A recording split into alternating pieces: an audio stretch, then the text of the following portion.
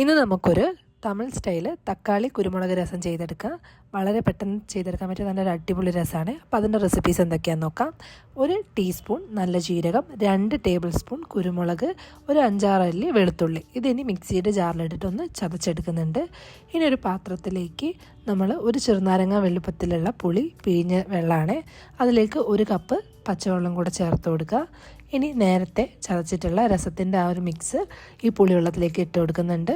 ഇതിലേക്ക് പൊടികളായിട്ട് ഞാൻ എടുത്തിട്ടുള്ളത് 1/4 ടീസ്പൂൺ മഞ്ഞൾപ്പൊടി, 1 ടീസ്പൂൺ കാശ്മീരി മുളക് പൊടി, 1 ടീസ്പൂൺ മല്ലിപ്പൊടി, പിന്നെ ആവശ്യത്തിന് ഉപ്പ് ചേർത്ത് കൊടുക്കുക.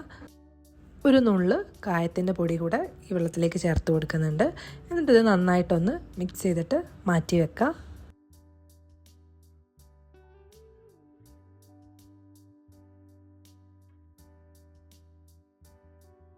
ഒരു ചട്ടി അടുപ്പിലേക്ക് വെച്ചിട്ടുണ്ട്. ഇതിലേക്ക് 1 ടീസ്പൂൺ വെളിച്ചെണ്ണയാണ് എടുത്തിട്ടുള്ളത്. എണ്ണ നന്നായിട്ട് ചൂടായി വരുമ്പം അതിലേക്ക് 1 ടീസ്പൂൺ കടുക് ചേർത്ത് കൊടുക്കുക. കടുക് ഒന്ന് പൊട്ടി വന്നിട്ടുണ്ട്. ഇനി ഇതിലേക്ക് 2 വറ്റൽമുളക് ചേർത്ത് കൊടുക്കുക.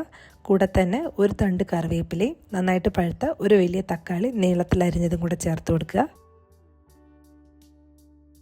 ഇതിനി മീഡിയം ഫ്ലെയിമിലിട്ടിട്ട് ഒന്ന് റോസ്റ്റ് ചെയ്തെടുക്കുക. തക്കാളി നന്നായിട്ട് വെന്തുടഞ്ഞ് വരണേ.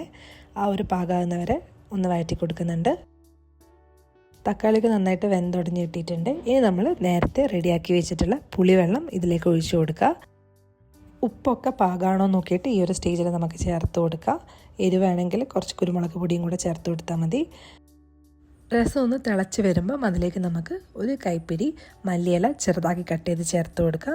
ഇനി തീ ഓഫ് ചെയ്യുക. ഇപ്പോൾ നമ്മുടെ രസം ഇവിടെ റെഡി ആയിട്ടുണ്ട്. ഉണ്ടാക്കാൻ വളരെ എളുപ്പമാണ്. ചോറിൻ്റെ കൂടെയൊക്കെ ഒരു നല്ല കോമ്പിനേഷനാണ്.